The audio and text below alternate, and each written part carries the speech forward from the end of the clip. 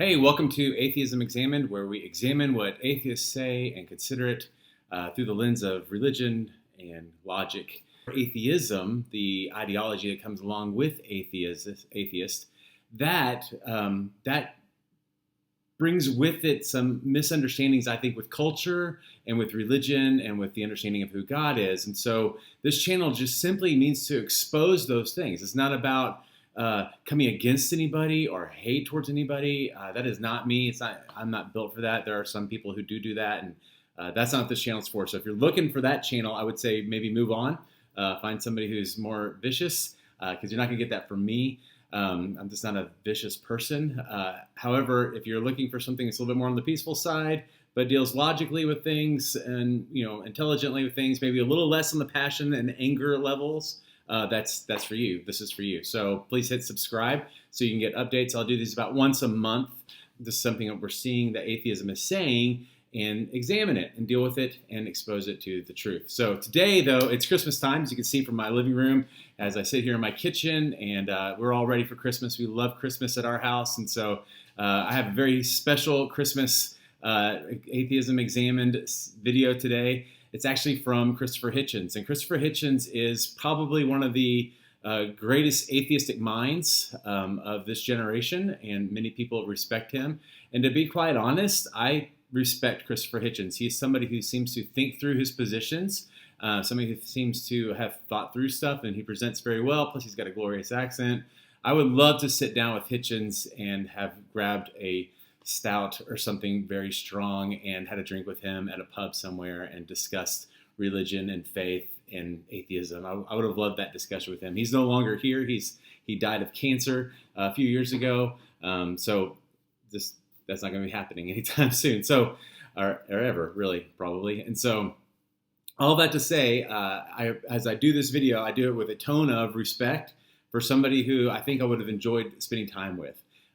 However, he's dead wrong on this issue of the significance and the uniqueness of the birth of Christ. So, if you don't know, this is how this works. I show a little of the video, and then I talk, a little video, and I talk. All right, here we go. Okay, so it goes on getting worse. First, Dinesh says, people like me who will say that Jesus didn't maybe exist will never concede that say Socrates didn't. I produce my own book. I say that this is the first concession I make, but it doesn't matter because we don't say of Socrates that he had miraculous powers, that if you don't believe in what he said, you'll go to hell or heaven and so forth. There's no shift here, Dinesh, at all on my part of any kind. As to the historicity of it, or the reality of it, let's take something that for some reason Christians think is important, which I conceded. I said it could have been true. It wouldn't make any difference to me, the virgin birth. All right, so Christopher Hitchens is giving a lecture somewhere about, well, really it's from his book. So he's speaking about his book and some of the points he made in his book. Here we see him drill down in on the virgin birth, right? We're talking about Christ and his significance in the virgin birth. And he says, this is what I want to talk about. He says, I don't understand why it's a big deal. Right? That's where he goes. He says, I don't understand why this is a big deal. Of course, he wouldn't believe even if it was true, all that. So that's either here nor there. That's up to him and God. But at the end of the day, why is it true? Let me do this. Why is it important? Why does it matter to the Christian that we believe in the virgin birth? Okay, so just two verses I want to give us that help us remember why this is important. It's Christmas time, so it's a good time to be thinking about these things anyway. The first one is Genesis 3:15. Right after what the Bible teaches is the fall of man, that man sins and sin comes into the world, God issues a curse to the ground and a curse to Satan, right? Not to man and woman, they're not cursed, but the world that we live in is under a curse, right? And so we're living inside this cursed world, waiting for its redemption that will come through Christ. And so God gives us a little glimpse here of how that redemption is going to come about in Genesis 3:15. It says this, I will put hostility between you and the woman. He's speaking to Satan. So I'm going to put hostility between you and woman, and between your offspring, angels or demons, and her offspring. Okay? So the offspring of a woman, he will strike your head and you will strike his heel. So God says there's going to be a day when one person will come who will be from a woman, right? And he is going to give a deciding blow to you, and it's going to redeem the world, right? It's going to fix the curse, okay? And that's what we believe Jesus did on the cross. And so that we see in Genesis 3:15, the very first mentioning of the gospel, the very first kind of hint that, okay, this is going to play out, and this is playing out where Jesus is going to bring somebody into the world who is from a woman. That's all we have. Now, the rest of the Old Testament is shedding light on that. It's almost like a microscope, and we looked at a very small microorganism, and then we see that kind of that picture kind of come out now. We get a broader view the more we read the Old Testament. So that's what we're seeing. So, but this is the very first smallest look that we have of the gospel, and then we turn to Isaiah. So the book of Isaiah is the book of prophet. It's one of the prophets. He wrote way after the kings, and Israel's about to fall. I mean, there's all kinds of stuff going on, and so Israel's about to fall. King Ahaz, is concerned about it, and so he is, as a king over his people, he's worried about whether or not God's going to take care of them. And so he goes to the great prophet Isaiah, and he says, Isaiah, what am I supposed to do? And Isaiah says, God says, ask him for a sign. Like, you need to ask God for a sign. And Ahaz plays it off like a religious person would. He plays it off, says, oh, no, I would never ask God for a sign.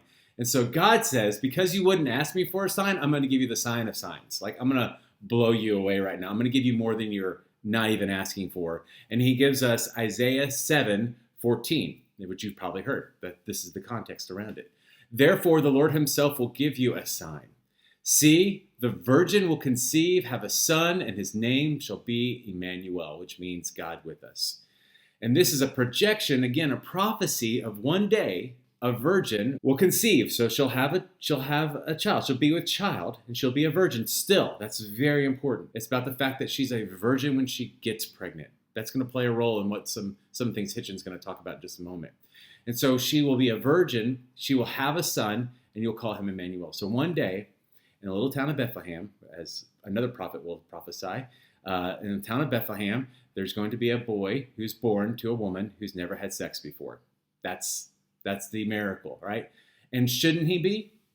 I mean, we're looking for the Son of God here. We're looking for a God. We're looking for God dwelling with us. Shouldn't there be something miraculous about it, right? So it's important to us. It's important to the Christian that we see this miraculous birth take place. And so that's why it matters to us, because we believe that Jesus is the Son of God, that he is also God.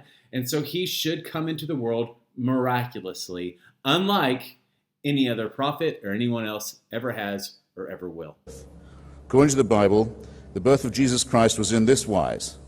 I quote, when his mother Mary was espoused to Joseph, before they came together, she was found with child of the Holy Ghost. I add in my book, and I'll quote, yes. And the Greek demigod Perseus was born when the god Jupiter visited the virgin Danae as a shower of gold and got her with child. The god Buddha was born through an opening in his mother's flank.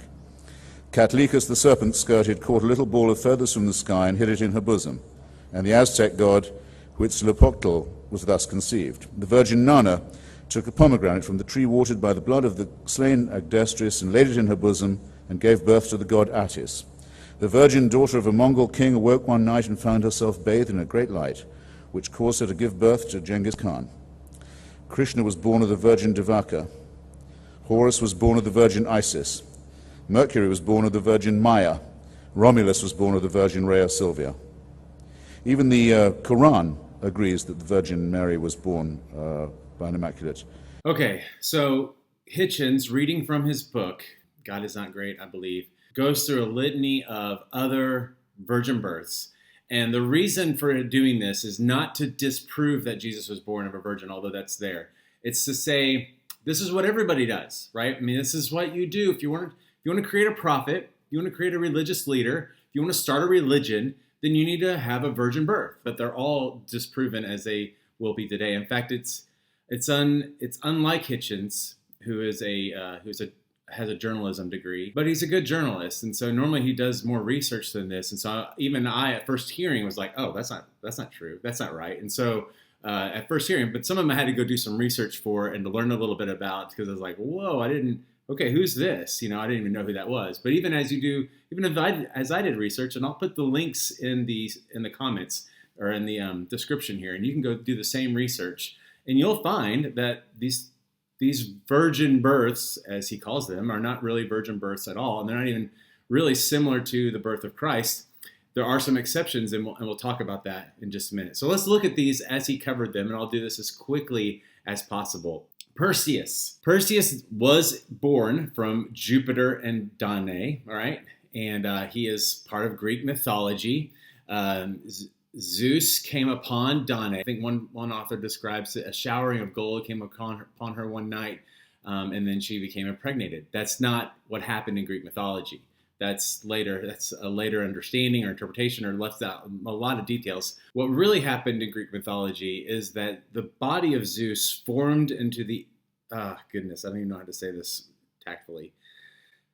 Formed into the image, or formed into an actual gold orifice, like an actual gold male body part, and that gold male organ went into, impregnated Danae. And so she actually was impregnated, according to the legend, right? Which is ridiculous. Can we just say that? It's ridiculous. But it wasn't a virgin conception.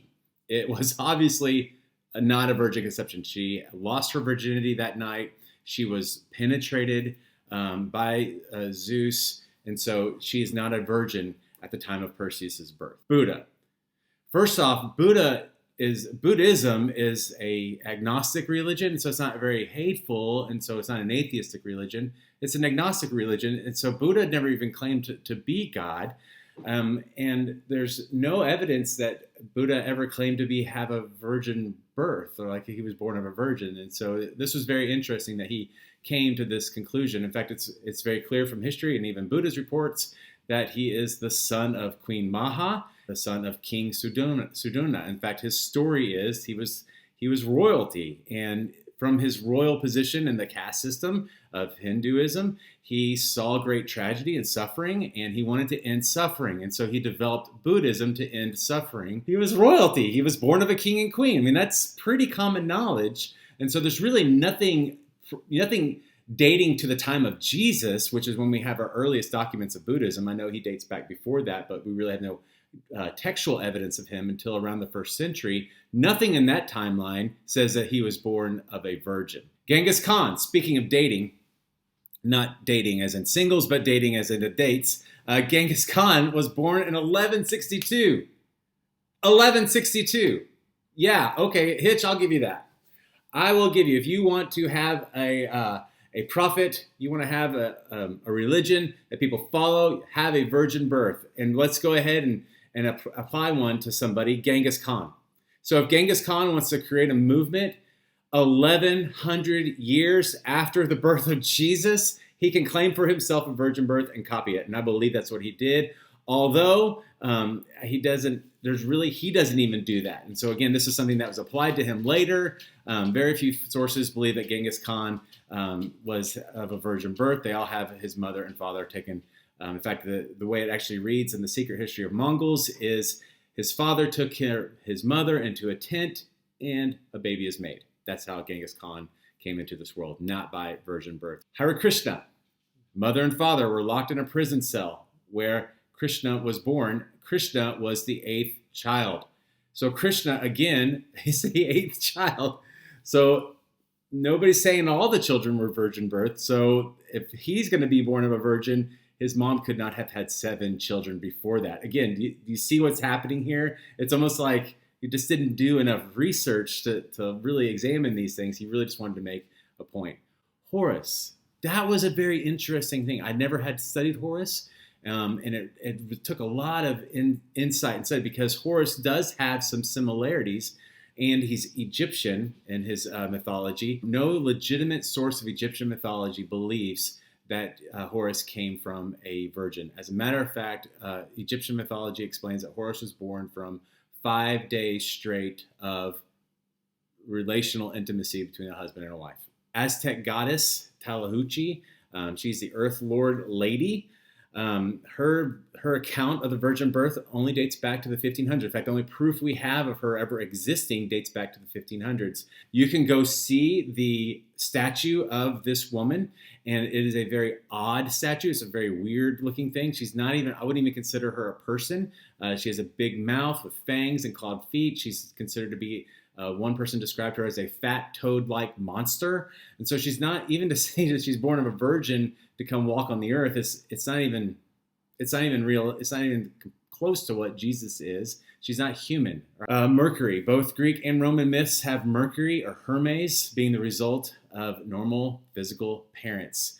So their parents were gods, but they had sexuality and, again, no virgin birth. And then kind of like his final blow, like he's really got us, Hitchens brings up the Quran. Conception, by the way, the Quran says that Jesus was not crucified at all. The Jews crucified someone else in his place, and he never died. There's no end to the way in which this kind of thing can be fabricated. With the Quran, we see a book that was written during,